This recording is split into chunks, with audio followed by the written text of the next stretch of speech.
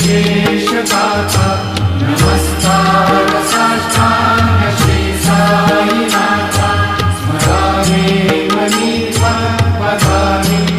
भावे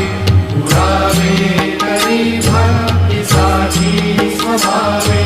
करावे जगाकारुणी माय गाथा नमस्कार साष्टांग श्री साईनाथा वसे जो सदा जावया संत लीला तिचे अन्य लोकापरी जो जनाला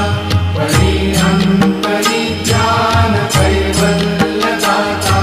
नमस्कार